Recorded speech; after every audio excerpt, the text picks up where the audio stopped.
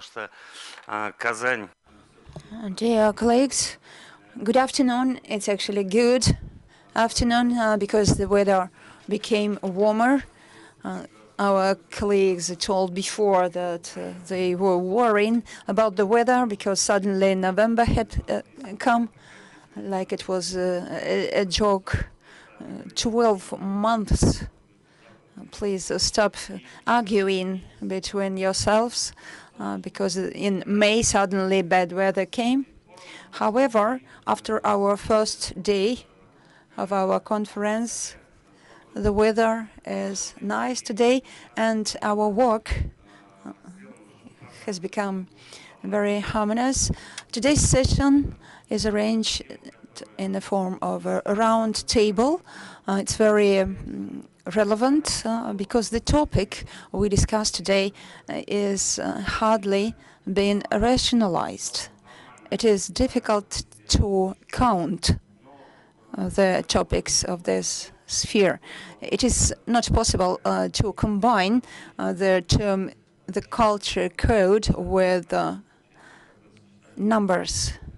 Therefore, we've got this strange combination cultural code. Last year, we revealed that many entrepreneurs, business people who work with different regions, found this topic extremely important because cultural code makes our business partnership more structured,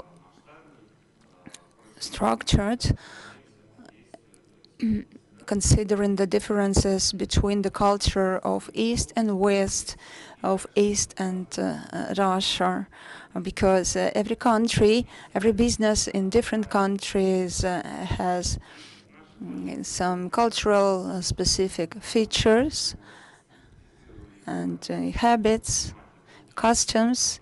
So we tried to systemize these terms and called it cultural code. The information that we are discussing today at our session is being broadcasted, recorded, and then we place it in our Telegram channels and in our chats.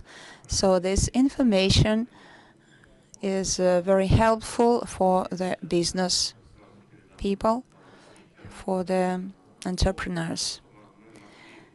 So before I give the floor to our speakers, we will go through the blocks in different country. The first speaker I'm giving the floor is Dunaev Nikolai, who is a vice president of the organization named the Support of Russia. He's the chair of the committee in international connections named the Support of Russia, Opory России, and he is the CEO of the company Sibir Export Import. So he is very skillful and has cultural connections. Good afternoon, dear guests. Azad, could you list our schedule? Because I heard that not the speakers are here yet. So how many minutes do I have? Around 8 minutes. Good afternoon, dear colleagues. Continuing the introduction topic that Azad has just told. Indeed, the travel to Kazan city became a challenge for many because of this weather worsening. However, by the second day of our conference, the weather became better. Previously, I was at the financial session, and I was inspired by the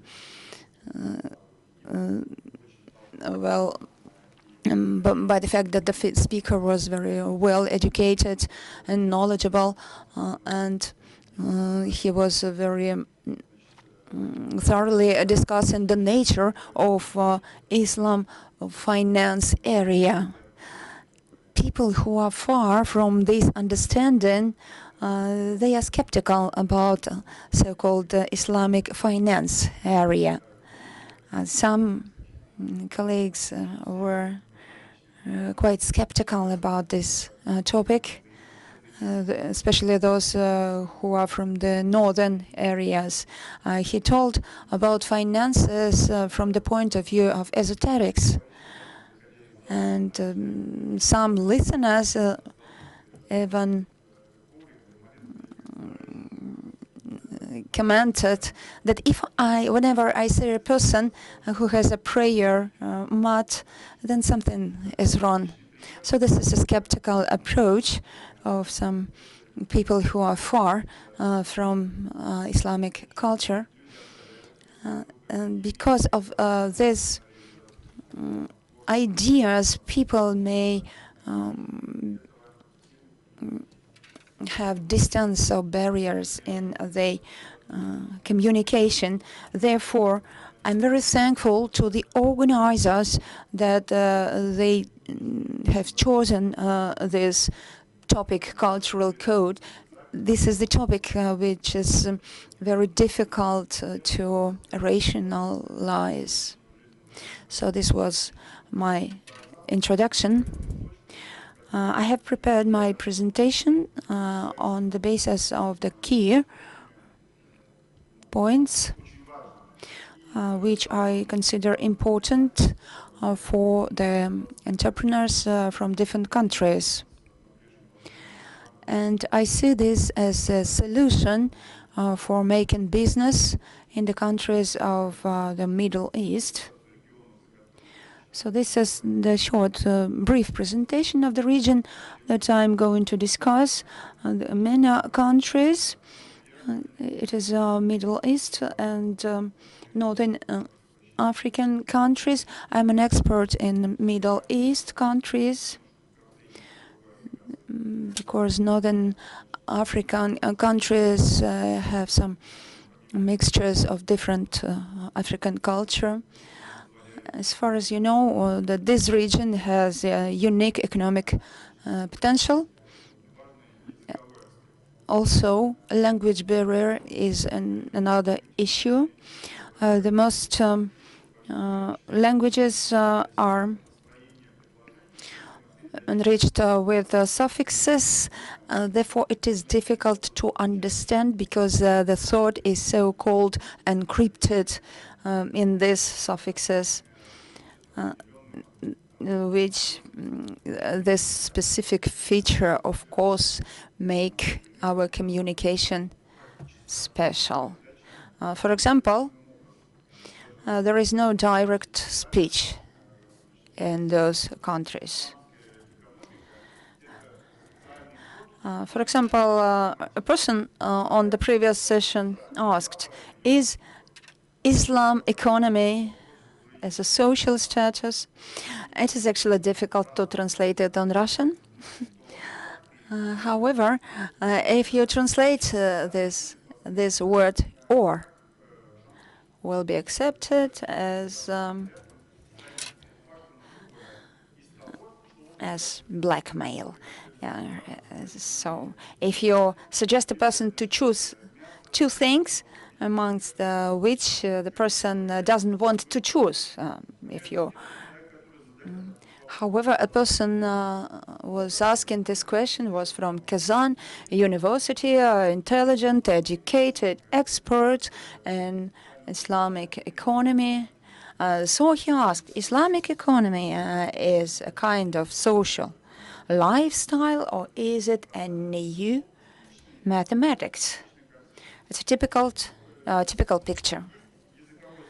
So we see that there is language barrier, mentality barrier, that you don't hide the facts, and so it is different mentality. So people in Russia, when making business, they have no hidden agenda. They just create trust on the basis of the facts. And unlike in the East, the climate is warm and people construct their relations in a different way. So let's list cultural specific features. East and Russia or Northern Europe are different in terms of their attitude towards money and wealth. I absorbed in this question. The question in Christianity about the wealth, is it good or bad? In Christianity, this attitude towards the wealth is questionable. So if you want to know about it deeper, about non-possessors movement, you can study these books, the relevant book. And however, in Islam, to be wealthy, it is respectful. And one should, in a healthy Islamic society, people tend to be rich. In order to be rich, they must be educated how to make business properly. Let's compare Russia and East. If one is an officer or a warrior, a military man, they are respected in Russia. And in the Eastern country, it is considered that such professions require very good intelligence and education. So generally, there is different attitude towards wealth.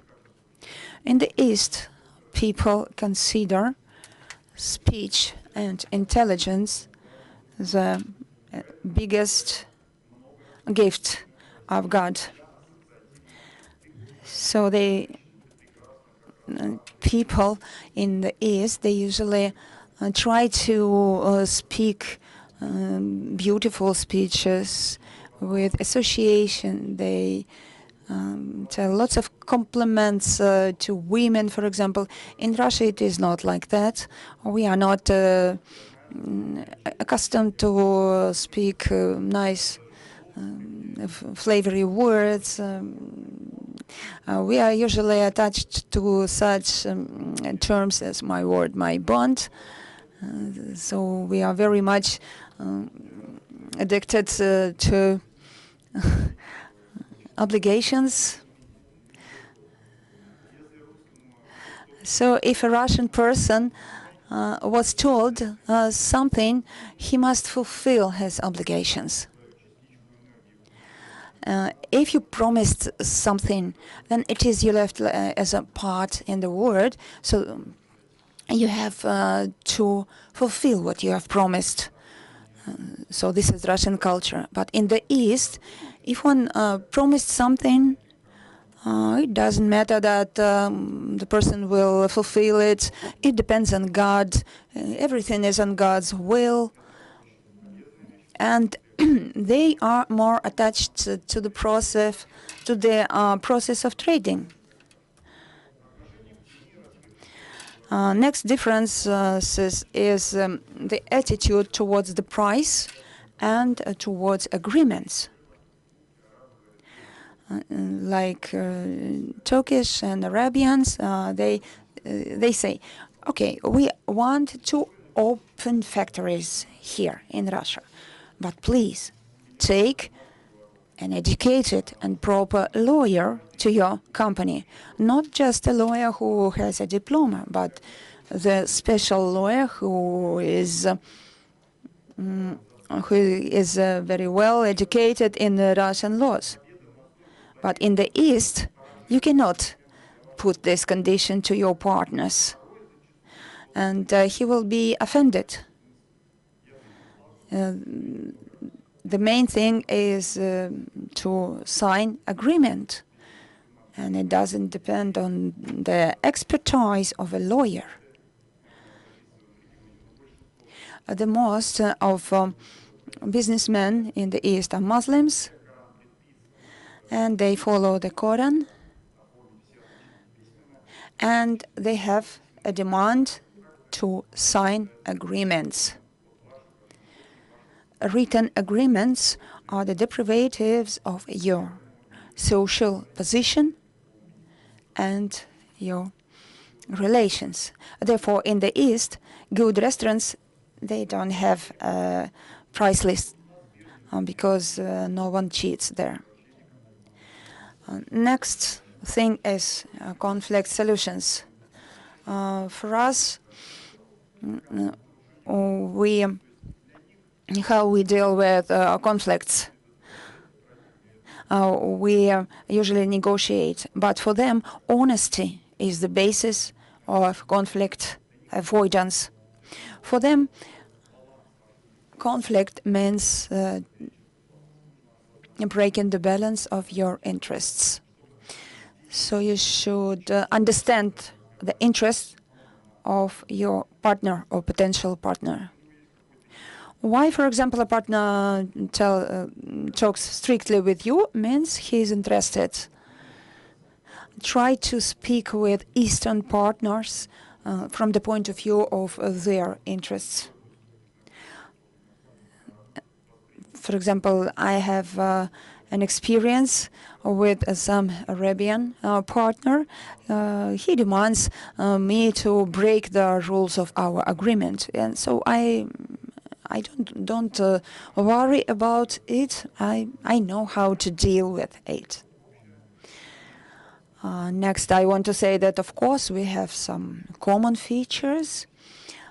Eastern people consider them as a portal of ancient civilization, and they are the inheritors of all the wealth of the world. And Russia consider themselves as a box of wealth, magic box of wealth. So this was my introduction, and I'm asking 2 minutes in the end. Okay, let's start the presentation. The facts. Hospitality and private contacts is the basis of success. There is a belief in the East that the guest brings 10 units of living means, livelihood. So there is a belief that 10% of our livelihood we get from our guests. Livelihood.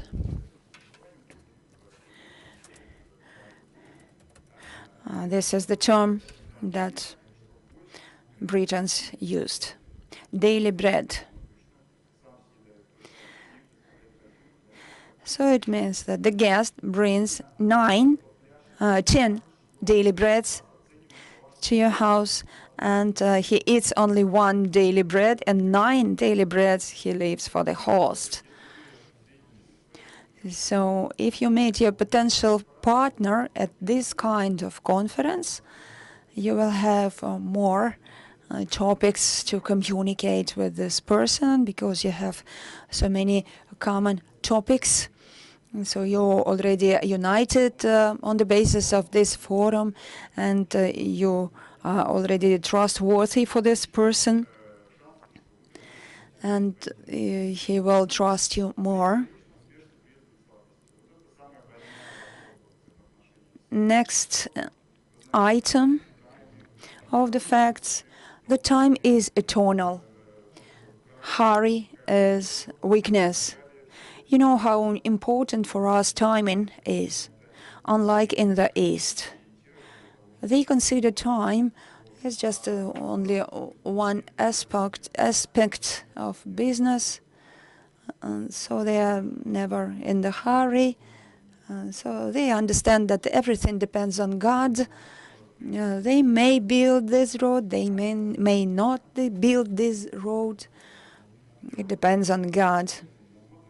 They also consider the trade as the affair, as a godly affair.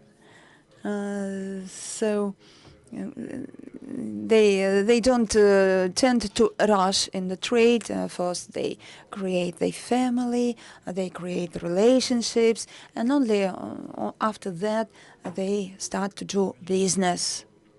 Conclusions: there is significant potential for growth of trade economical connections with Middle East countries is the important basis for important basis to know the local culture. Middle East is the great potential for any trade operations.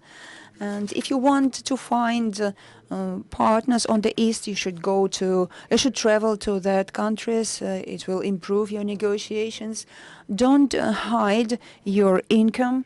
Try to participate in socially significant cultural and social projects. And the fifth one, that doesn't accept everything too seriously, too close to the heart. So Arabians consider, please don't take everything too seriously. Be more relaxed. Thank you. As usual, it was bright and brilliant. Please explain something. I liked what you said about daily bread. In Tatar culture, we have such a belief that when you bring something, you must try it yourself. And it will give you a piece of happiness. And elderly people just believe it strongly and insist on it. I believe this was the case with the 10 breads. And other things such as don't demand too much from yourself. It's easy to say, but how shall we interpret it in terms of Arabic culture? What do they mean? Shall you just stop caring about everything? I will give an example. I have several joint ventures with the participation of, for example, Russians and Turkish people, a lot of them. In my life, I had maybe 10 projects. Currently, there are 2 projects. So they are live and they are alive and operating. And in some issues, Russians say something once, for example, financial obligations. They say it and they insist, they pursue it. And a Turkish person says something and they say, okay, let's do it without Ramadan and etc. And they do not hurry because they are not yet confident a balance was changed. So maybe the situation will change. He does not feel ready. So for an Eastern person, they expect, for example, they use a large number of manipulations and oral provocations. For example, a third party can call and tell something about your friend or a person who knows. For Russians, it is a bad thing. You will feel concerned. You will try to clarify whether it's true or not. For an Arabic person, it's not so. It's not such a hard stress. On the other hand, please keep in mind that if an Arabic person gives you a promise or undertakes an obligation, they will not treat this obligation just the way you do it. I cannot explain it within the couple of minutes left. Okay, thank you. Thanks a lot.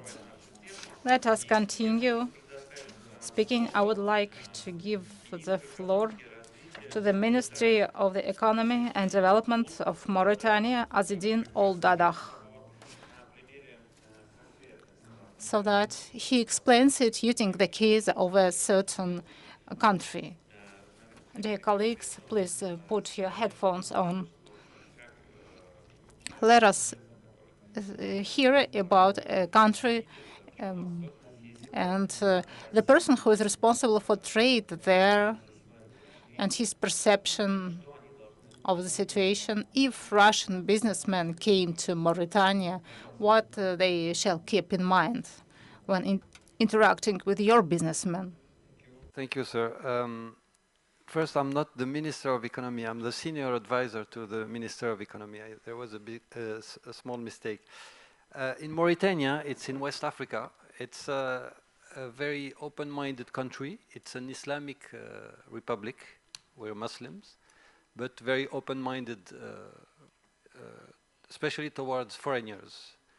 Still, we have, as Mr. Dunaev said earlier, we have our own traditions. For example, the biggest incident that could happen with a foreigner is if he wants to shake the hand of a woman. That would be a big deal.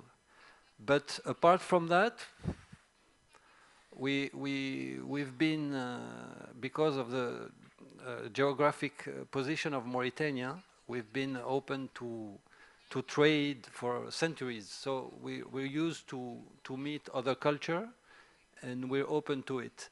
But the example I said about shaking the hand of the woman, it's maybe a details for you, but we can be very open-minded on other issues or tradition that in other Muslim countries would be a big scandal.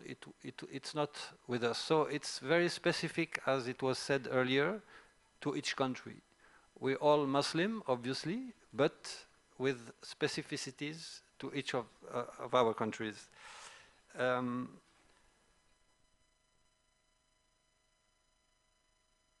There is also, it's a detail, but it proves you how subtle it is. Traditionally, we were nomadic people. So if a woman breastfed you, gave you her milk, you can shake the hand of her daughter even if she's not from your family. So it creates complicated links, but once you understand it, it's, but for a foreigner, just don't shake the hand. If the lady gives you her hand, means she's open and she understands that you're a foreigner, you can shake her hand. So usually you just wait, and if she doesn't give you her hand, stay where you are, no problem. That's another point is, I think that Mauritania doesn't know much about Russia, and I think Russia doesn't know much about Mauritania, but I think that the Republic of Tatarstan, because of its Islamic component, would be the best gate to start knowing each other. And I'm sure that any Mauritanian business person who comes here is going to see a lot of beautiful mosque. He's going to feel at home, and it's a good starting point. That would be my what I have to say. I would say, if there is other stuff, it's. I think we're very open-minded people. Our business people usually travel a lot, either as trader or investors. So they are used to go to Asia, Europe, Middle East. So there is no obstacle, I think, at least for Mauritania. And I think, please come visit or look at it in on internet, and let's start working together. Thank you very much. Спасибо. Thank you. And may I ask an additional question, the advisor?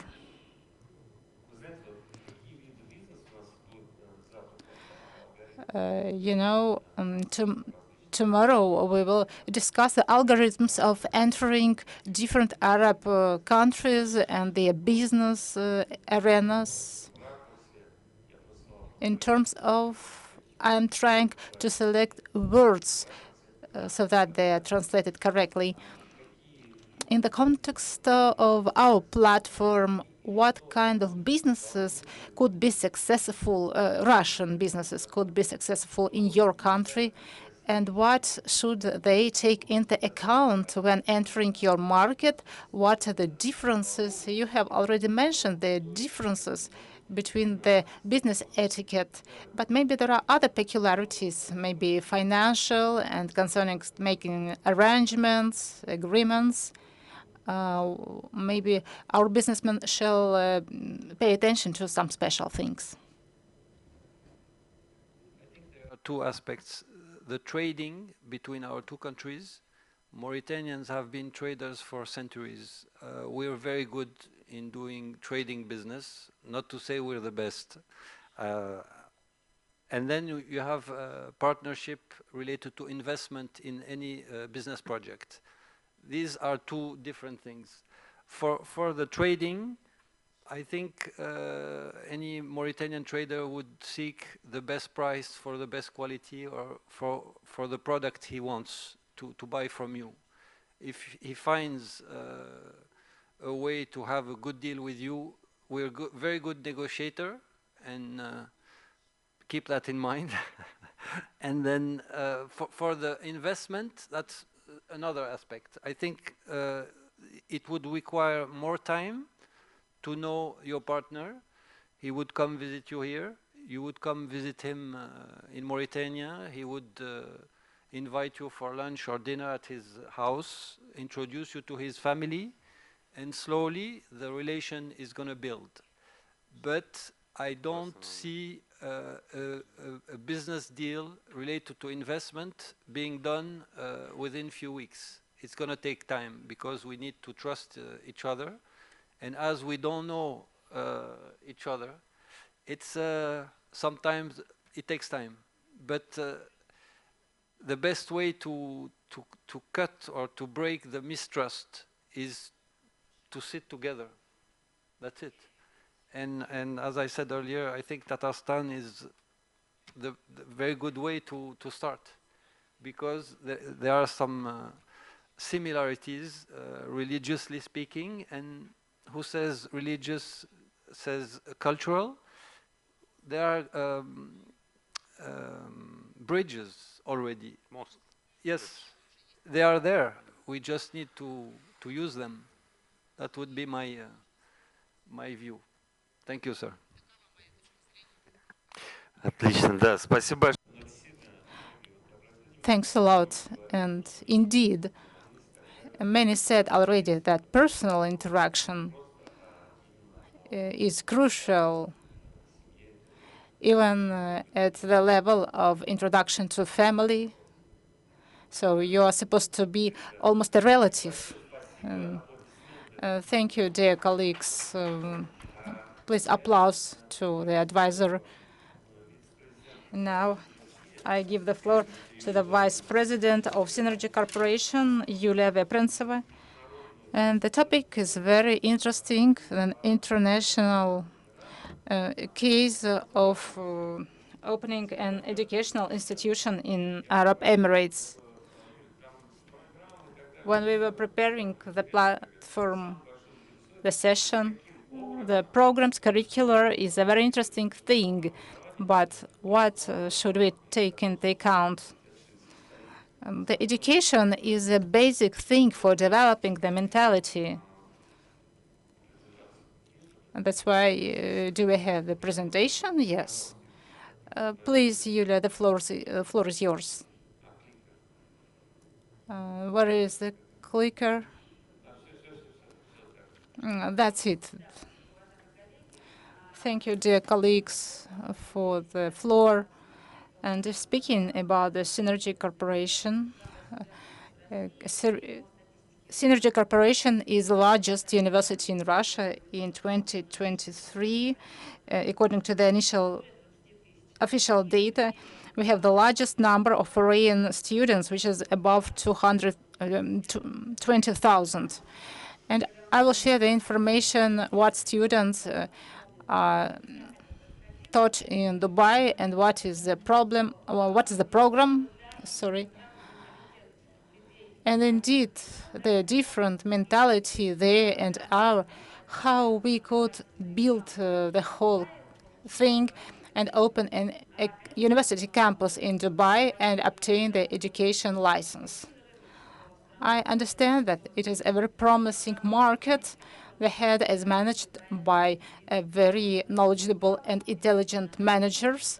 And of course, IT and know-how projects receive a comprehensive support, and AI projects. We entered this market 13 years ago when opening our campus.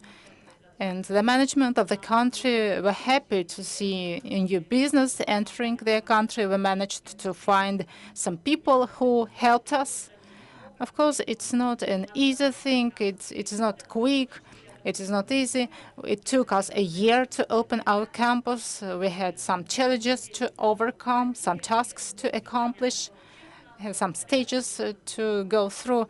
But no one deceived us. We managed to cope with everything, to perform all the obligations and conditions. But many ask us how.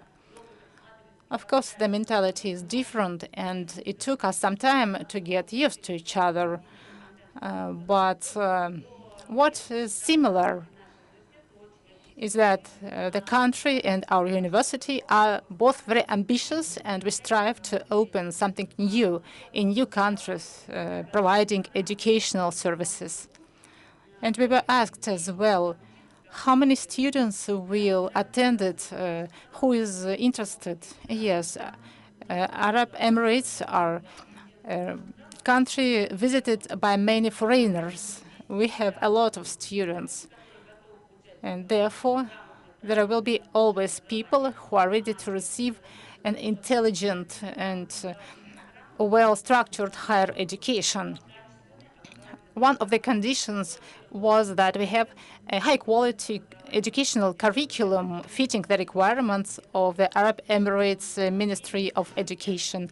We had some difficulties here, but we managed to prove that we have a good curriculum, good educational program for people of all ages. We have a license only for full-time presence education. Our plans are to have 1,000 students next year, and we will expand our areas.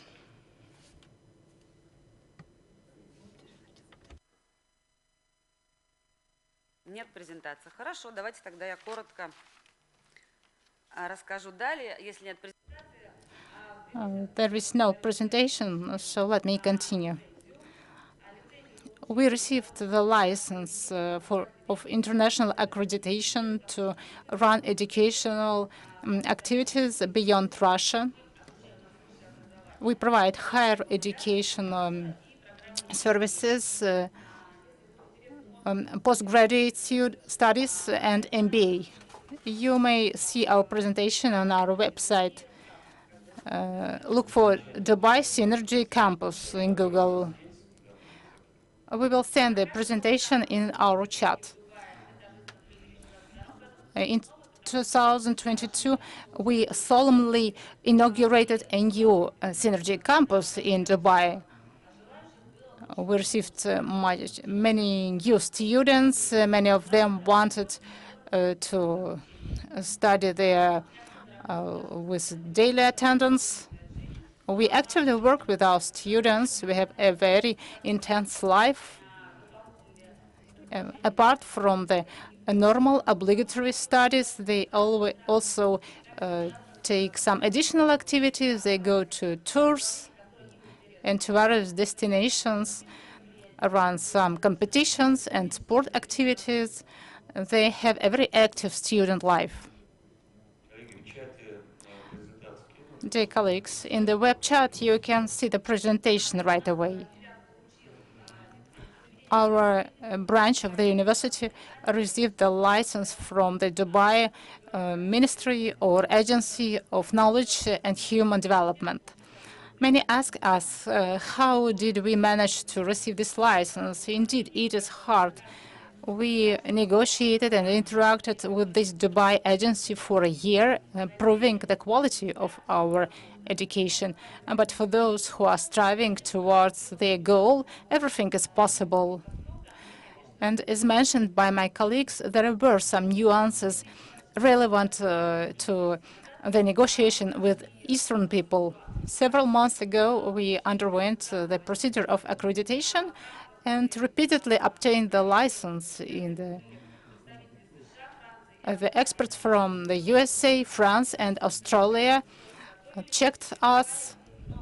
We were very concerned, but we managed to go through this successfully. We received no comments and continued our activity. We are often asked how the educational activity in OEE countries is checked. Which programs do you use? So I'm answering. The checking procedure is the following. They control the programs, they control the certification, and they control the internal process. And on the one hand, the strict control is not good, but on the other hand, it is helpful for the educational process. Our colleagues control us permanently. The teaching programs that we provide now is tourism and hotel, business, entrepreneurship, and hotels and restaurant activities. Our education courses run in English. Our students pass exam of English. In the nearest future, the programs we plan to implement is informational, IT, design, and internet marketing. Also, we plan to enhance our residences to accept more students in Dubai.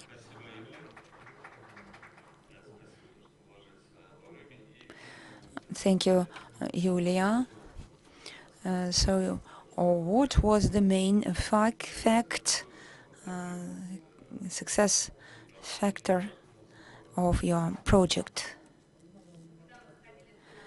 When we entered Dubai area 13 years ago, we were wondering what is needed to open a Russian institution, educational institution there. We got through all the lists of the documents. 13 years ago, many businesses were opened in United Arab Emirates, but now the control is more strict. So 13 years ago, a unified standard of cooperation was implemented. So our standards of education are international. At the moment of the opening, they replied all the requirements, and now the standards are a bit stricter. So in order to open business in Dubai, in United Arab Emirates, you should communicate with the local business people there. They will share their experience. So I'm inviting you to our conference in Dubai. Thank you very much for your presentation, Yulia. Now I'm giving the floor to our next speaker. Maybe the topic is a little unexpected.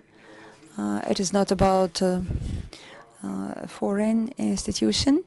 Our next speaker, Pesternekov Ilya, he is an authority on rights protection of the entrepreneurs in Sevastopol city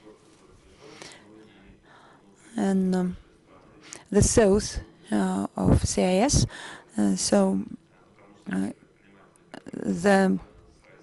Those interpreters who come here from Russia, from the Crimea, from Sevastopol, it's a southern Russian city. So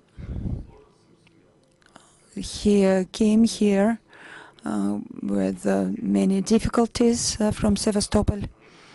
So the topic of his presentation is business communities and interactions with Crimea Republic.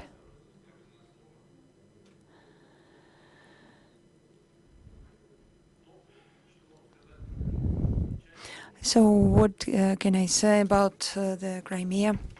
The Crimea is a wonderful place. It's a small area. If you haven't been there, you should visit that place. If you want sand beaches, then you can go to the sand beaches. If you want stone beaches, you can go there, and even there are mountains with snow. So everything is located in the Crimea. Of course, it is a rich history, rich rich background and rich historical heritage. And Sevastopol is the city in the Russian Federation, and Crimea, they all have very interesting history. A couple of words about our region. I myself went there from the Siberian region of Russia and stayed there. This is the area of tourist attractions, and there is a specific warm and mild climate. Even in December, there is warm weather, so it is a good place to make business in terms of agriculture and tourism. Sevastopol is famous for growing grapes and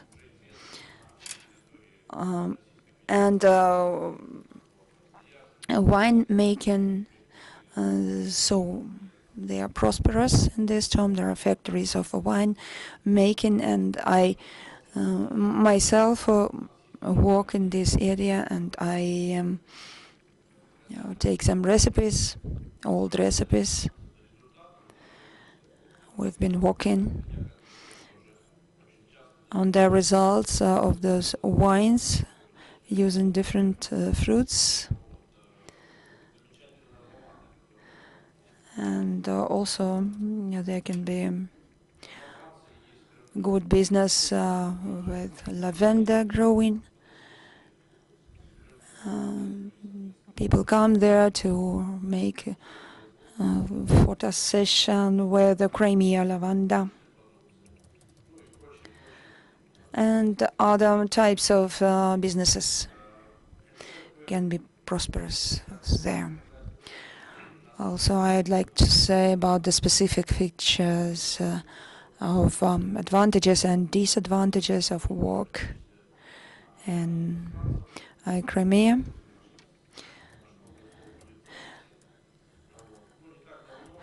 As far as I understand, our round table is recorded, so maybe it will be interesting for the foreigners.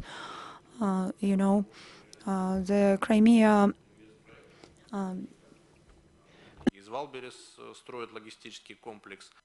Crimea Peninsula is surrounded by 4 new regions. It has auspicious climatic conditions, and logistic routes are being built there. and a low competency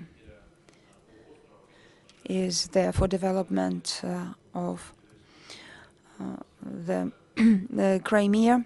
The leaders of the Republic and the governance, they attract different partners to realize those projects in terms of logistics. And regarding the mild and auspicious climatic conditions, it's also a good attraction for tourists. Agricultural business can be prosperous there. Like one businessman whom I just was talking recently, he takes lands in rent and makes business on growing of the plants. Nowadays, the logistics is a bit difficult because of closing of the Crimea bridge. It became harder. However, you can bring the goods by other routes. And there are many other alternatives of that.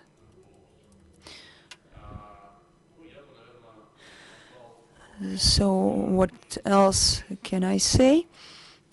It is a very low competency, low level of competency there. So when I was asked which business one should do in Crimea, I can say that in Crimea you can do whatever business. There's a services area, trade area, logistics. Everything you should do is to make a high quality of the service.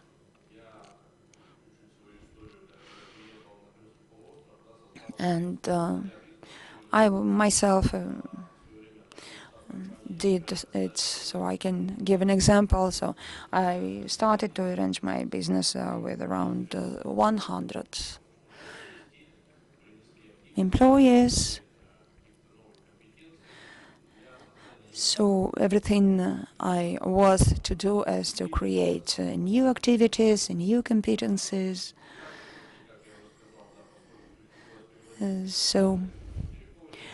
Because I had to bring the experts from the continent part of Russia.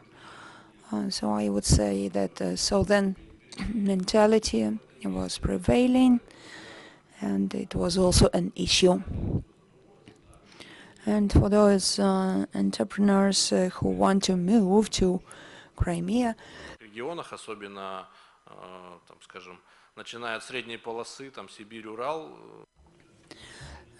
For those who want to move to Crimea, that might be an issue because of this southern type of mentality. In Crimea and Sevastopol, there is a free economic zone, so 2% of profit one can get. It's like a discount from the payroll, from salary budget. If one wants to bring investments in Crimea, then that would be quite a prosperous business. So the special military operation brought to the downgrading of economy there. However, the real estate and land are the perspective area of businesses. So you can get a discount for buying real estate. So it's good news for potential partners. Also, there is a need of employers, of staff. So these are the disadvantages, and also there are problems with documents. And the population of Crimea is 2.5 million.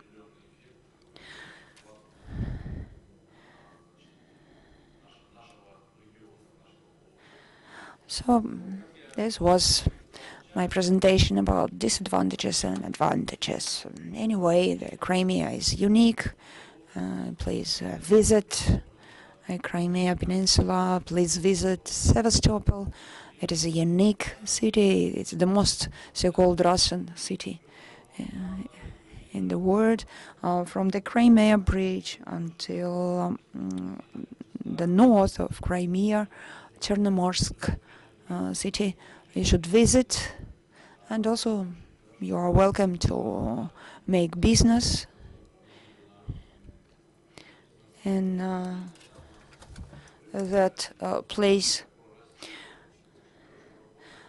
And we have a business organization called Crimea and Sevastopol Support.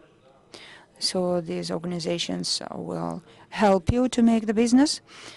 All the infrastructure for business development is arranged there, so I will help you. We can perform some legal expertise if you want to buy real estate there, and some hidden moments. If your entrance to this place will be very, very successful. Thank you, Ilya. Thank you for listing the advantages, and especially we are thankful that you're not only speaking but also suggesting your help. The next speaker I want to give the floor is our guest. So I'm giving the floor to another unique region representative. This is Daria Yurievna. She's a permanent representative of the head of Udmurtia Republic. So how they deal to attract new partners.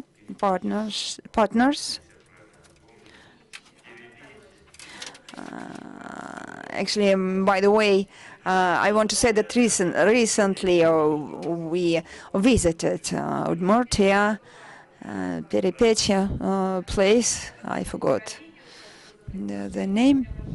Good afternoon, dear colleagues. I'm very happy to speak here. I'm first time for the last year in Kazan city. I'm greatly impressed by the beauty of this wonderful city, by your hospitality, and by the arrangement of this forum. And by the way, eshpachmak, it's very tasty thing, and we can enrich each other's culture by the culinary traditions. And so I'm very, very happy here. What I want to say is a couple of years I finished my entrepreneurship, and so I moved to the state service. And for me, it is the time of revelations. Many interesting things have been revealed for me, and some points I'd like to share. And from your permission, I would like to start from reference to yesterday's session. Yesterday we had a session about expert blogging, and I liked the idea that people buy from people. So I'm sure when you are about to decide about the localization of business, people take decisions due to other people.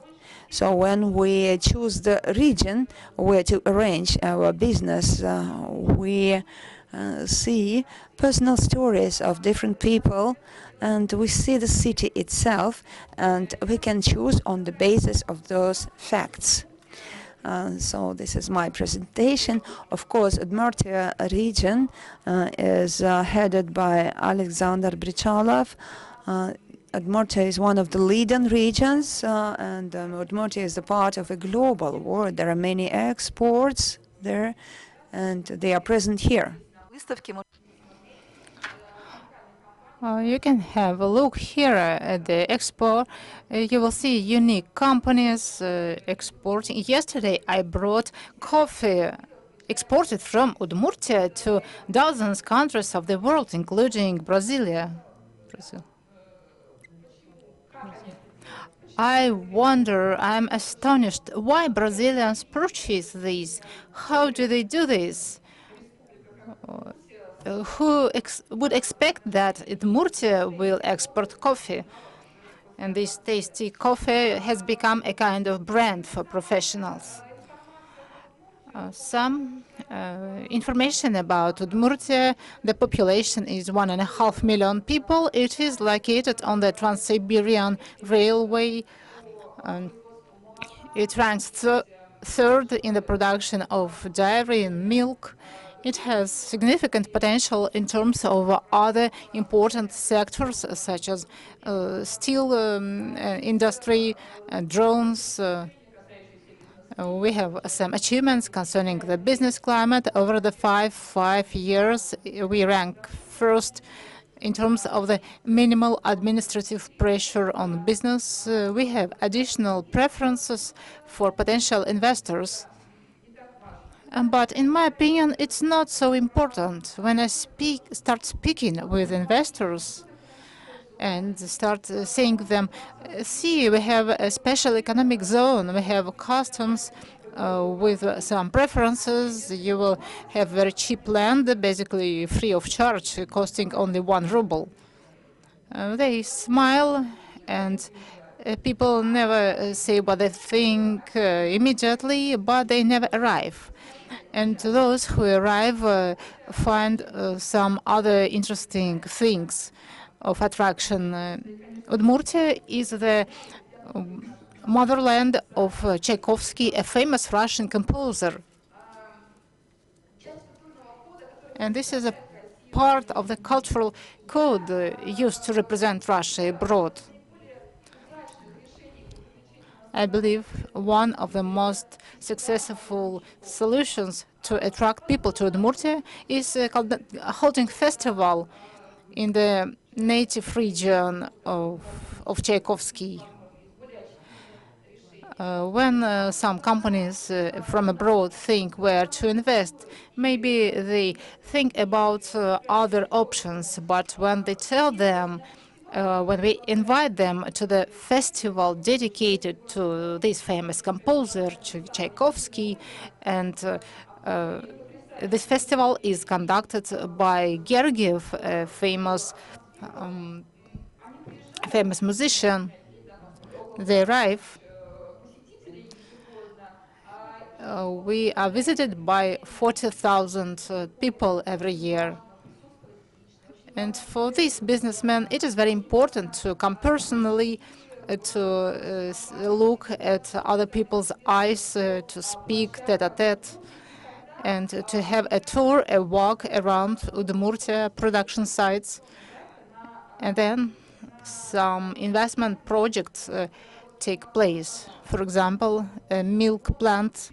Udmurtia is a milk-producing region.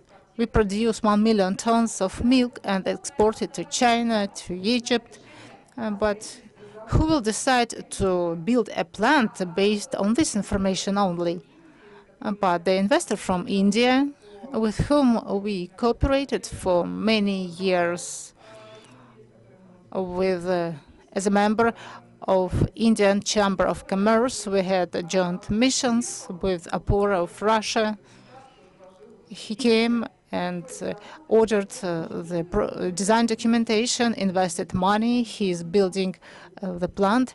I asked him, why did you decide to do it in Udmurtia? And he said, I know you, Daria. I don't know others, I know you. This is about the value of relationships. Of course, we are different. We have different cultural traditions. But often, this is a source of opportunities. Another investor of us from China is currently negotiating the purchase of a large batch of chicken. We have different traditions, both like in Russia and in Udmurtia. We never exported chicken feet abroad, but they gave us a hint that it may be a valuable opportunity. So based on these cultural traditions, we've got the opportunity to build a mutually beneficial cooperation. We have the cases of new exporters.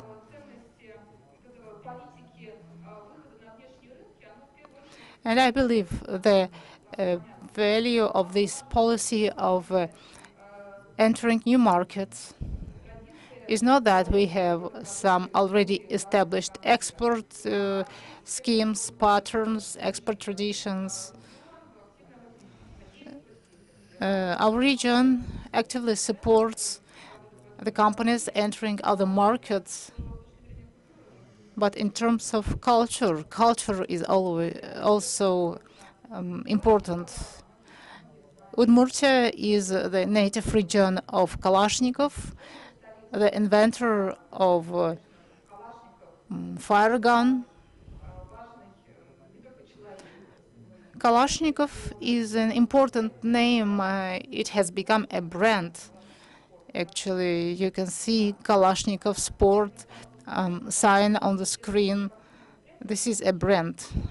It came to my mind that we shall conduct a sport event in Moscow to promote Udmurtia, and of course we called it Kalashnikov Sport. In Moscow, the sport calendar is very intense. It was held on the 9th of June. We decided to conduct a race marathon. No one knew about us. The whole sport schedule was occupied, but we managed to conduct our event. But it was held on the 9th of May. And at the end of April, we've got a lot of people registered. All the slots were occupied, mainly because they knew who is Kalashnikov, and they learned about Udmurtia. Udmurtia has become closer to them. Next month, we will have some business missions to the Republic. We are working on this. We are inviting different people. On the 19th of June, we will host a delegation, Sber the first. There will be 70 people. And I wonder how they were persuaded to come to Udmurtia at their own expense. How did they decide to visit Izhevsk at their own expense? They said, no one persuaded us. We know that there is a museum of Kalashnikov. We can shoot there using a weapon. It is interesting. The flight is not too long from Moscow. It is convenient in terms of logistics, and also you state that there are good conditions for business. I told them, okay, you are welcome. Cultural events are a very good tool for promotion. There are many cases of success.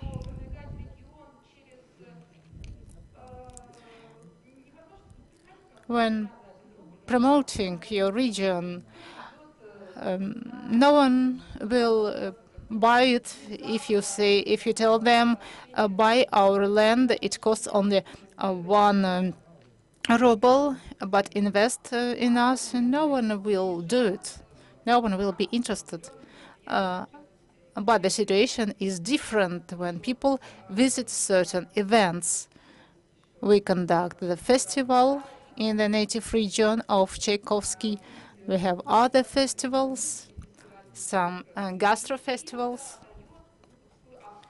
This is a really powerful tool to promote and to establish interaction on maybe on some reasons beyond, on some basis beyond the reason, beyond the mind, because we do not always take rational decisions. We must keep this in mind and use it.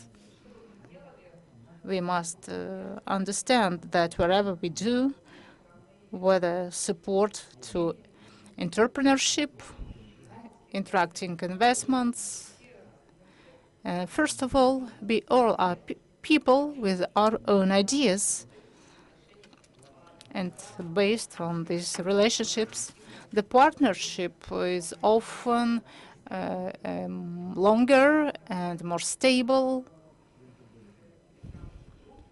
I leave this QR code here. It leads to our Telegram group, and you will find my contacts there,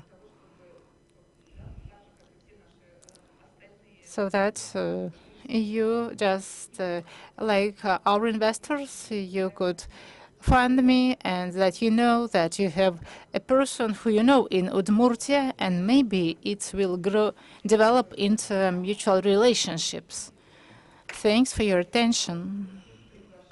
Thanks a lot once again for your invitation. Thank you. Thanks, Daria. And dear colleagues, please note we have a very interesting trend. The Nikolai outlined two worlds and two sets of mind.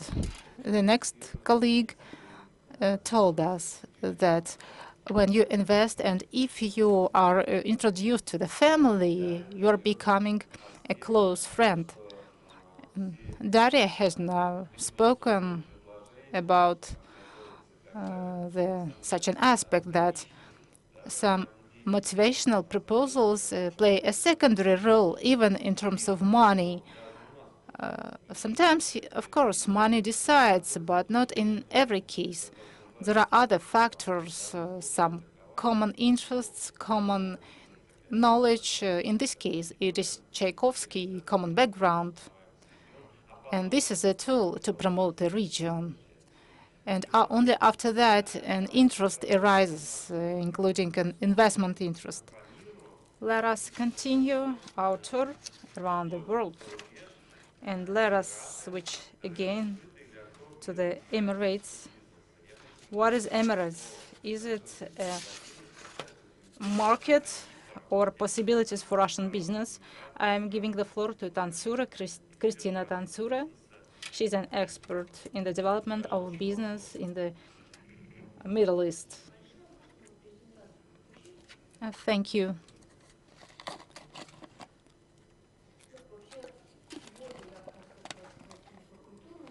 Well, today I wanted to speak about the cultural code, not about how to start business in Emirates. Let us first speak and clarify why it is so often that we hear, oh, I visited Emirates, I tried, I failed, I don't know how to work with them, they don't work at all, they do nothing. Let us figure out why. What is the reason of failure? The most important thing, we see each other in a different way. When you hear Emirates, what do you think about? Beach, shopping, Burj Khalifa, a desert. Then a normal, usual citizen of Emirates hears Russia, he thinks about Red Square, bears, and Russian beauties.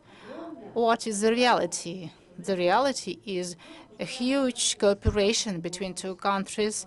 We launch Emirate astronauts to space. We open the representations of the largest Russian companies in Arab Emirates. Our pavilion was one of the best in the expo held in 2021. We are building our own logistics complex in Arab Emirates. We actively cooperate and have relationships, but we have problems on a regular basis. We stumble. Why? We stumble due to our deep misunderstanding of the motives of some actions. My colleagues have outlined some aspects already, but let me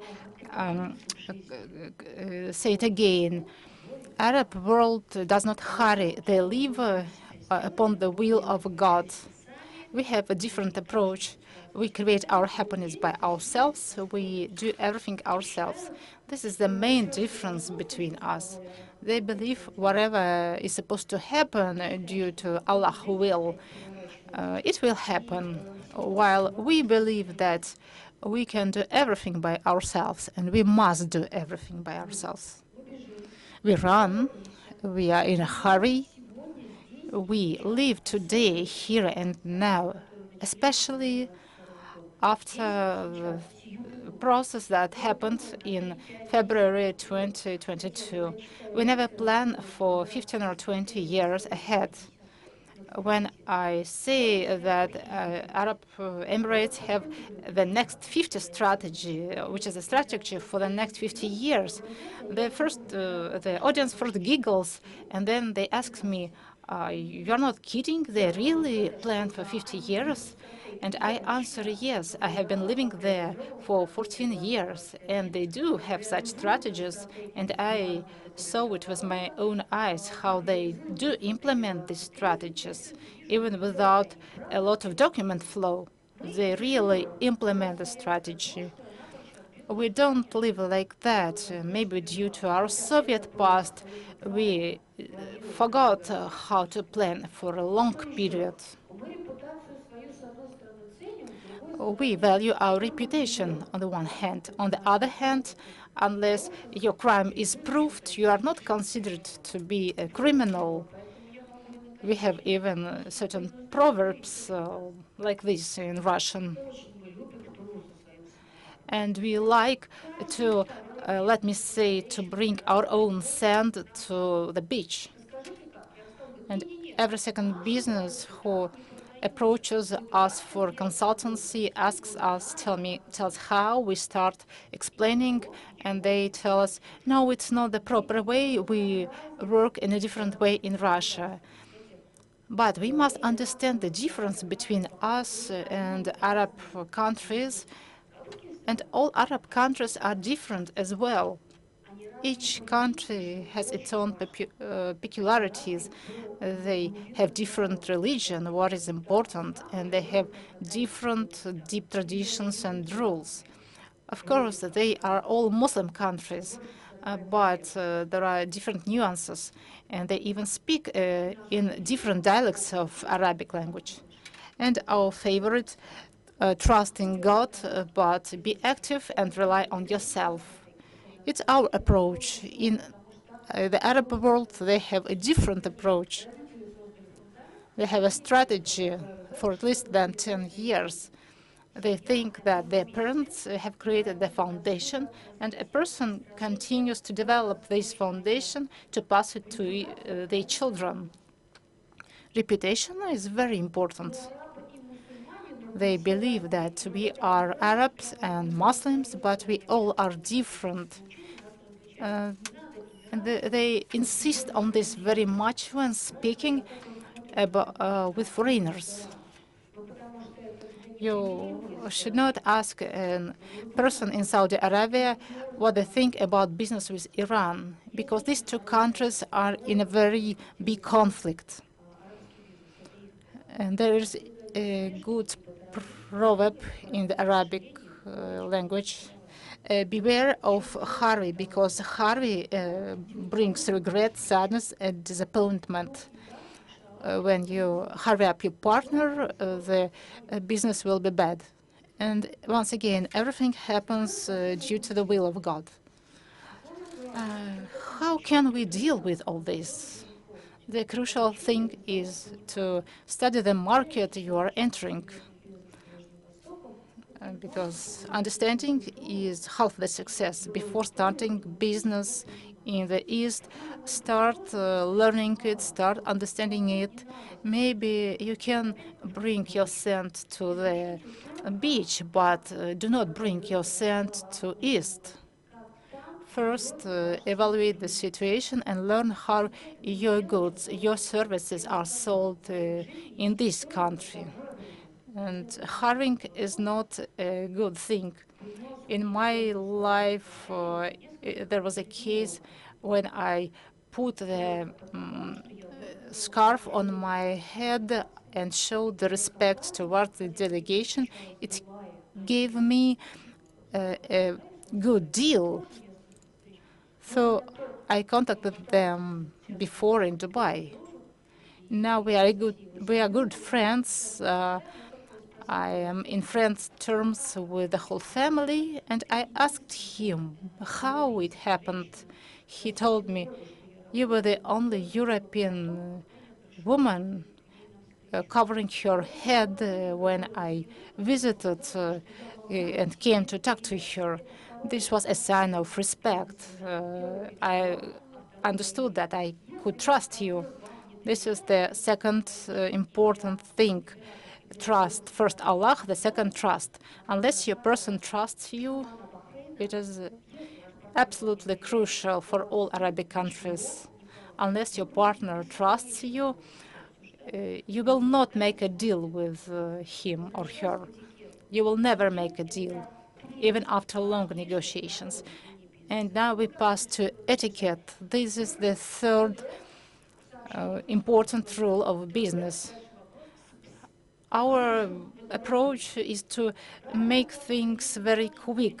For example, when we exchange messages in the messenger, we try to be very concise, very brief and short, without additional signs of politeness. If you communicate like this with an Arabic person, your communication will not be successful. When speaking with an Arabic person, you are supposed to write him like, "Dear Mehmet, good afternoon or good morning. How are you? How is your family? I hope your children are okay. I'm writing to you to discuss if we can proceed with our deal and when can we sign our document, and I will be happy to receive your answer, and I wish you a very good day, and I hope that it is not a big burden for you." Our businessmen are liking this approach. Another thing, please respect their culture, learn about their way of life, their holidays. Please don't call in the evening of Friday. Don't bother your Arabic friends and partners on Saturday. Friday and Saturday are the most important days for an Arabic person. Saudi Arabia, Bahrain, Qatar, Oman, they work from Sunday to Thursday. But please do not bother your Arabic partners on Friday. Please consult Yandex. It always gives you the schedule of holidays. Please don't demand something during the Ramadan month, because this is a month of fasting and completing things. They are not supposed to discuss new things. And similarly, when you appoint a meeting and you say, "I have been unable to agree with him for the third week. For me, it is convenient to speak at 2:30, and he refuses." I asked, "This person has a prayer time at 2:30. Please meet with him at a different time, because the time for prayer is very important." Our clients always ask me, "Christina, when?" And I answer, "It will occur at the point of time when it is supposed to occur. Please grow your Zen before you visit an Islamic country." My Zen cost 13 porcelain services. When I started working in Emirates, I liked to hurry, so my nerves were burning. In Dubai, it's very hot there, and the floors are ceramic. They're in ceramic tile. I dropped my cup on the floor. It's broke, and I felt relief in my soul. I bought a lot of porcelain ware, and I broke a lot of them to get this relief, to relax psychologically. Today, I no more break the porcelain because I'm not so nervous now. Eastern people sometimes can get back to the project discussed years ago because now they feel that now it is time to discuss it. Again, for an Eastern person, everything happens when it is supposed to happen according to the will of Allah. The second one is etiquette, and the formulas of politeness are a must. It will help your business. And the third thing, never hurry up, never be in a hurry, and never hurry up your partners. And of course, we learn everything about the new region for the new business, which is a very promising region. Thank you.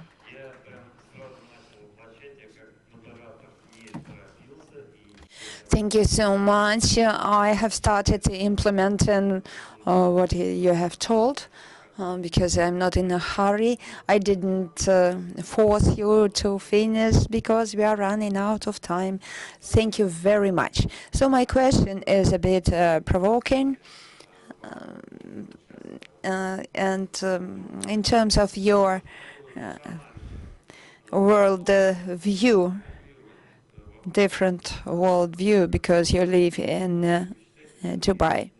So which world view you consider the most effective? Russian one or Eastern one? For a person who is on the border of these two world views. It is like two faces of one coin. Not one is better, another one is worse. When we talk about business, of course, Russian approach, which is a scrupulous one, it is oriented to the achievements and to the ability to take fast decisions. This approach is more for survival of the company. But when we say about the balance of private life and business, so it is more about Western approach. It is not about the competence, it is about creation. Like on the women's session, some Russian ladies told, I have achieved, I have won. And an Arabian woman, she was sharing, it is not possible to be a single woman because men and women are unified creation. So they should not compete, they should cooperate. I have a bit combined approach because I try to keep the balance, which is more accustomed to the Middle East. However, my scrupulousness, my ability to take fast decisions, which I took due to my Russian origin, they helped me to achieve better results in business. Thank you, Irina. And please let me share my opinion.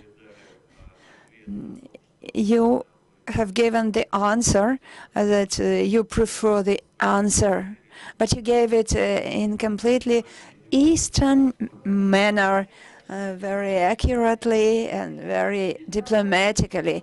Yes, it is professional deformation. However, if you've been living there for 11 years, you've already been absorbed by this atmosphere. Thank you so much for your presentation. So our next speaker is Ivanova Ekaterina.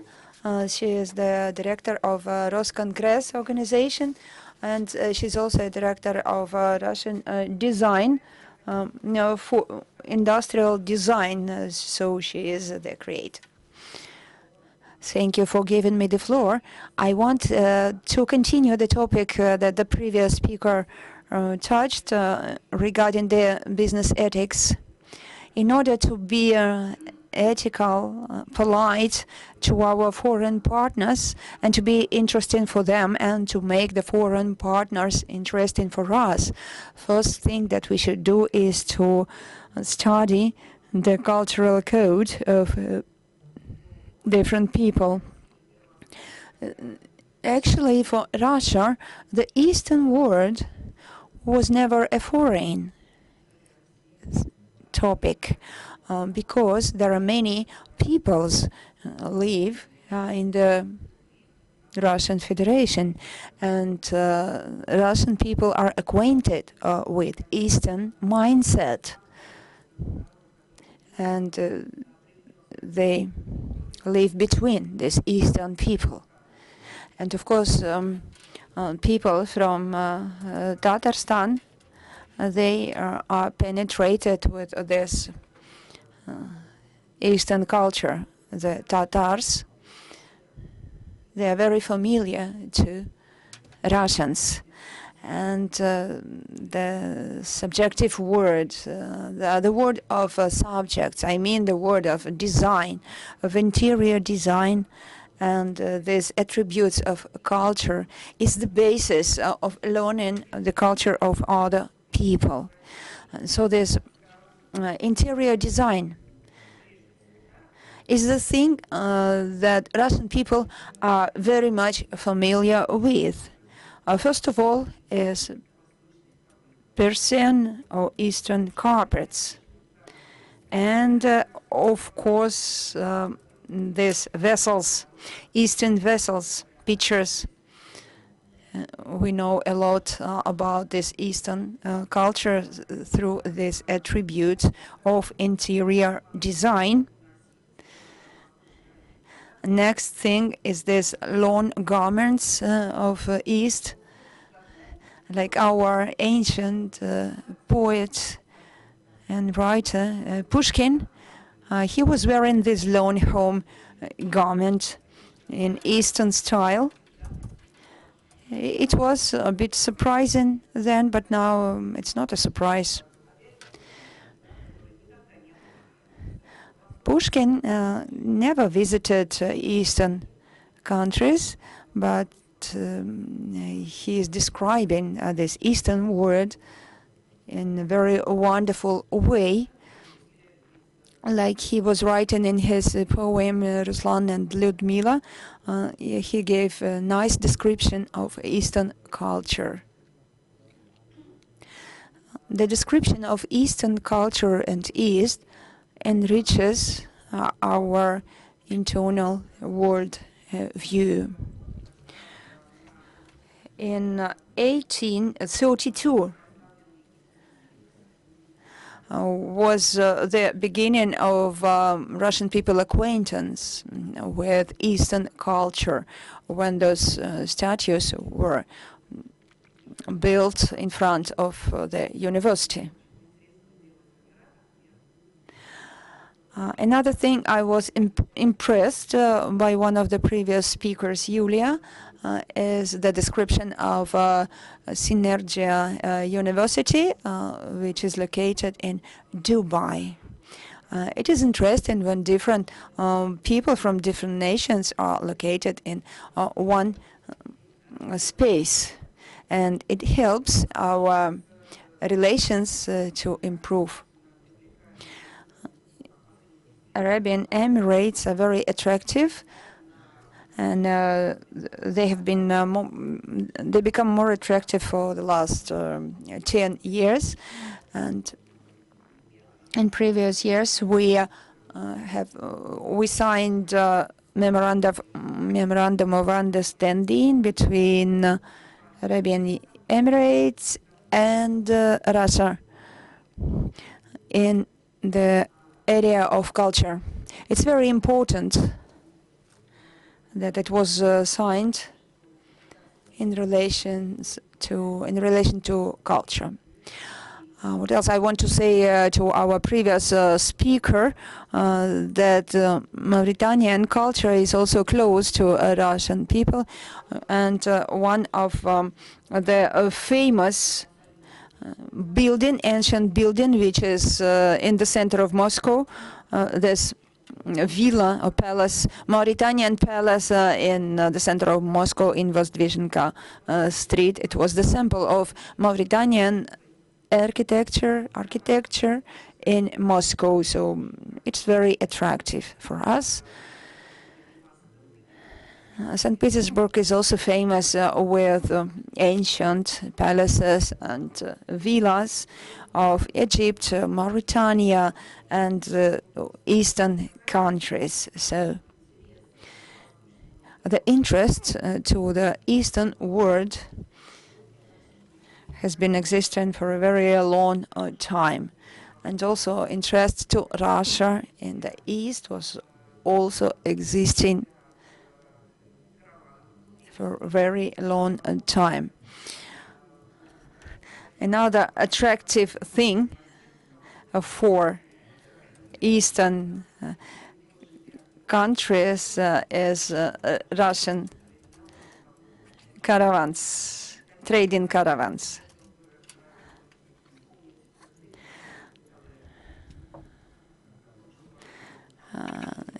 And what Nikolai told, I was also impressed about the theses of the Eastern world and Russian Eastern civilization and Russian civilization. This combination is very helpful and valuable, and they uniting together. And this combination finds itself very helpful in trading, in culture, in business, and in other spheres. That's brilliant. Dear colleagues, I understand that our session has been recorded and it will be listened later. Yes, but such a selection of the speakers at our session is so excellent that they should have been present here. Our colleague from Mauritania, he records everything. Actually, we might have given the whole lecture on the culture. So we might have given them Russian cultural course, so please applause. And our next speaker is Potapov Alexander, the chief of Altai Regional Department of the Department of Altai Republic, Cultural Department. Alexander is dedicated to the Altai Republic culture. Sometimes we organize philosophical discussions on differences of culture. And he had a brilliant phrase that there are administrative borders, but there is no cultural borders. So sometimes people don't consider it. Therefore, I invited him here to speak. Please, dear colleagues, I'm greeting you. Thank you for giving me the floor. I thank Azad and the organizers for inviting me. I am honored to speak. Very often we encounter the situation of that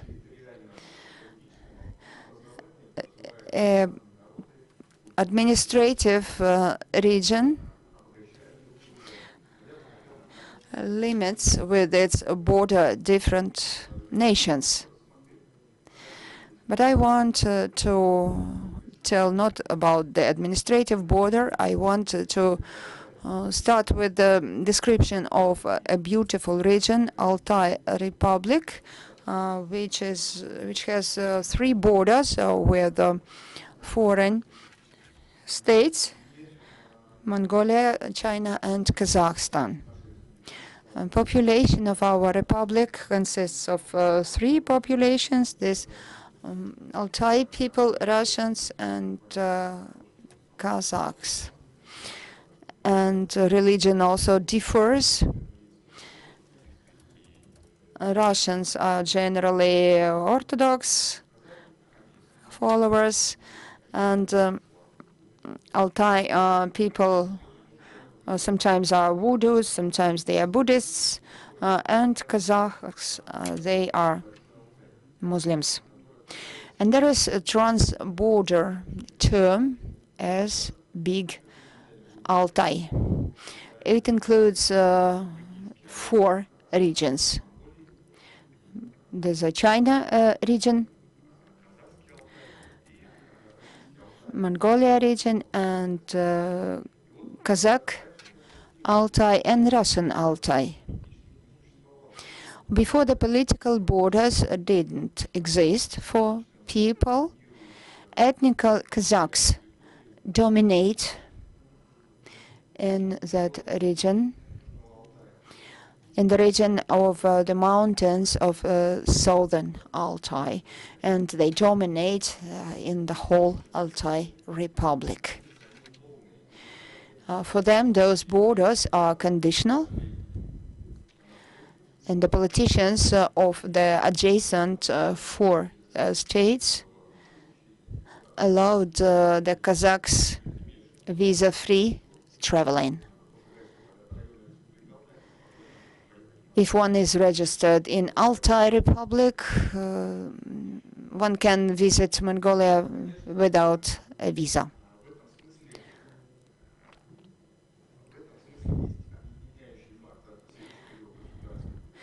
Therefore, a uniting factor of the 4 states exists. What is the contribution of this factor into the business? Central Asian people have many uniting factors. First of all, they are mostly nomads. They are united by the lifestyle, by the management of the household, and religious and language factors. So it is very simple for them to negotiate between each other. Regarding Altai region, it is united by the nation. An example I want to give: my friend has a transport logistic company which transports from China to Russia. And his vehicles travel along this Great Silk Way from China to Russia. Once he was suggested to become a supplier of vehicles for a big transport company called Transvec.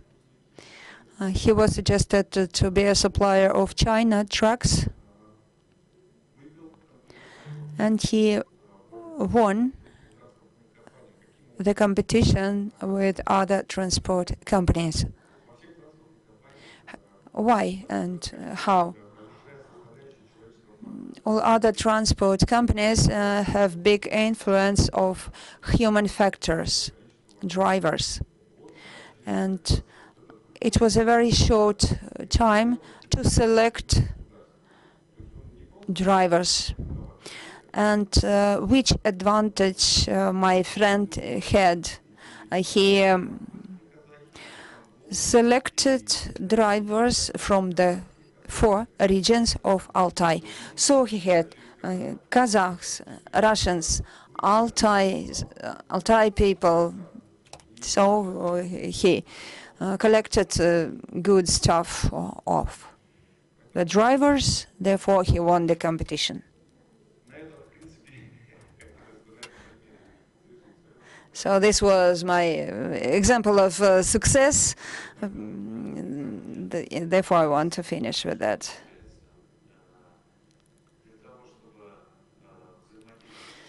So the conclusion is, in order to interact with the 4 regions of your country, what one needs? If a foreigner wants to enter Altai region, will he be successful or not? As Nikolai Dunayev told before, that the East is a subtle area. Of course, one should know the language. I think that any representative of Turkey language group, he will be successful in that area. Thank you very much, Alexander. Now we move to kind of a localized example.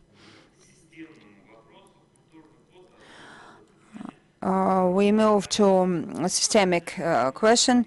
The basis of mutual understanding with with Asian countries. Our wonderful speaker is Chistakov Maxim. So will he give us a unified code? Thank you so much for giving me the floor. As far as I understand, I will be the final speaker and I will be the closing. Our event is like a punishment for being late. Thank you very much for letting me speak. It's an amazing event. And the cultural component of cooperation between countries is usually absent in such big conference. And it's very, very great that the organizers started to discuss this topic, especially in terms of difficult political situation. So the cultural code should be included in the business. Why? Because cultural and humanitarian cooperation is the conductor of the success in business. So before entering with business in other country, with other traditions, with other culture, you should study their cultural code. Nowadays, due to political instability, the countries which were inferior in previous years, now they become superior in their business market.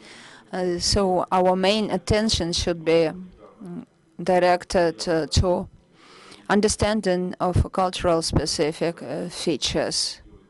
Recently, we visited a conference for Eurasian communications. We arranged an exhibition where the companies and organizations could demonstrate different cultures for Russia. Nowadays, we started to demonstrate the cultures of different Muslim countries, for example, Kazakhstan, Iran, and we want to invite the colleagues from Assembly of Eurasian People. Another important thing is recently on the 8th May, we had Congress of Eurasian Economic Union. Strategy for economic development was discussed there until 2025, where the activity and strategies of Eurasian Union was discussed. What is this strategy? Is the set of measures, is the set of activities of tariff, non-tariff regulation is included. And now we developed the strategy until 2030. And we plan to inbuild cultural and humanitarian direction in that strategy. I believe it will be a good idea, a right idea, especially since a lot of events is conducted at a high level. So the effect of interaction with regions, with countries, will be much stronger and more positive for business as well. Where else can I say? Well, concerning the strategy 2025, what are the main strategic areas? It is a tool to define the trend of the development. Armenia, Belarus, Kazakhstan, Kyrgyzia are the countries in this circle of countries. We also speak about Kazakhstan and Tajikistan. The cultures are different, but we all share our common Soviet past. And so we all went different paths, but we still have our own cultural code. And when developing this strategy, we want to include this ideological course on the development of cooperation with friendly countries. We are ready for cooperation, and we will conduct very efficient events. This is an efficient, a good section. And I hope that next year, during this forum, we will have a larger number of such sections dedicated to some humanitarian questions. Thank you for your attention. It is really difficult to be the last speaker. People are tired. That's why I tried to make my presentation very brief. We are inviting you to cooperate. Thank you very much. Thanks for your professional assessment of the event. Indeed, last year, when we decided to hold such a section, we conducted it in a separate room outside the forum, actually. But it attracted large interest, and we realized that, as Christina mentioned today, even Arabic countries are different. When we spoke about Saudi Arabia, Qatar, and I forgot another country, we thought it is a single and unified world, but indeed it turned out to be a block of different countries. And today I once again was impressed by what my colleague from Mauritania said. I was impressed by the tradition to bring a business partner to the family, to introduce your business partners to the family, to develop a close relationship and friendship. In this respect, you are absolutely right. It is difficult to try to elaborate a rational basis under this. And as the first vice president of APOR for regional development, is open for interaction. I remember that we visited Kyrgyzia with Alexander Sergeyevich. And Nikolai recently returned from there. I know Nikolai visits many countries, including Iran and others. We know each other. I know Mr. Dunaev Nikolai. or what I want to stay. Some businessmen come and say, no, we will quickly visit Iran and we implement one project, another project. But indeed, it's not so simple. Both inside Iran, they have a very specific and unique culture. And many, including the representatives of embassies, tell us that we learn the culture before visiting, before starting the business. Indeed, Middle East is a very delicate matter. Maybe they don't have so much bureaucracy and they have a superficial approach towards some matters. At the same time, they are very religious countries, especially given the current situation. Middle East is a very complex area. Lebanon and various kinds of Islam, so Sunnis, Shiites. So before you immerse yourself into this, you should first learn the way you will go. You should first investigate the map. We have a different approach. We are very bold and straightforward, which results in unsuccessfully. Thank you. My colleague is a professional, but he did not understand why he is the last speaker. It is because we wanted to summarize, to speak about the general platform for the system. Yes, sure, I understand, no problem. That's good. I'm a patient person.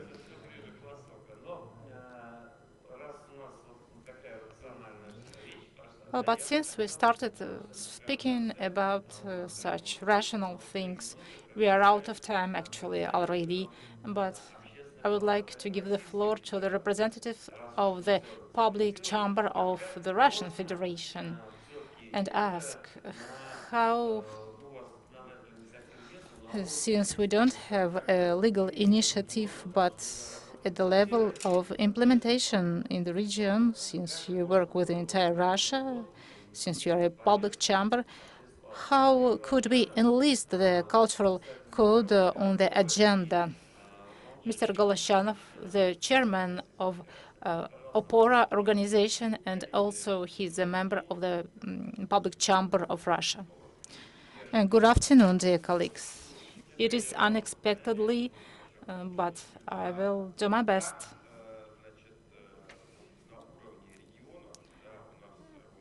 At the level of regions in Russia, now we already have more than 89 constituent entities of the Russian Federation. So how can we integrate these cultural peculiarities and transmit them from region to region? In our chamber, there's a simple answer. First, in all constituent entities of Russia, there are regional chambers, regional public chambers. We have very clear structures in place, committees, commissions dealing with some public issues in a variety of topics. This is a kind of a business association, but in a different format. It's a format of interaction between the government, the legislation agencies, and the public. We also have the legislation chamber addressing all the problems at the federal level. At the federal level, there is also a forum held by the Public Chamber of the Russian Federation. It is called Сообщество, or community in Russian. I'm attending this forum for the first time, and this year it will have been 1 year while I'm functioning in the capacity of a representative of the chamber. I have already visited a number of events, and I can state that the topic raised today during this forum in Kazan absolutely reflects the questions discussed during our forums. What is the difference? Today we are holding a Kazan forum. There are also a Far East forum, St. Petersburg forums. They are business forums. Business and government are speaking, and civil public community is involved to a less extent, while our forum involves public, involves citizens, and starts raising issues during roundtables. So indeed, we have these instruments, these forums, and when visiting different forums, you see that all these topics are closely interwound, and I will be brief. We are also dealing with tourism, and tourism is closely connected with the cultural code. Concerning the peculiarities, for example, the peculiarities of conducting negotiations and business, we discuss it in terms of some cultural peculiarities of a certain region, traditions, sightseeings, and how we can use these sightseeings as a tool to uncover the touristic potential of the region. That's it. Thank you. I agree, but on the other hand, we have gone far beyond the culture only. What Christina and Yekaterina told us, they explained it, how regions can be promoted, for example, through the composer Tchaikovsky and the engineer Kalashnikov. Do you have your own Tchaikovsky and Kalashnikov? We don't have Tchaikovsky, but we do have Rachmaninoff, another famous Russian composer. And we have 37 UNESCO sites.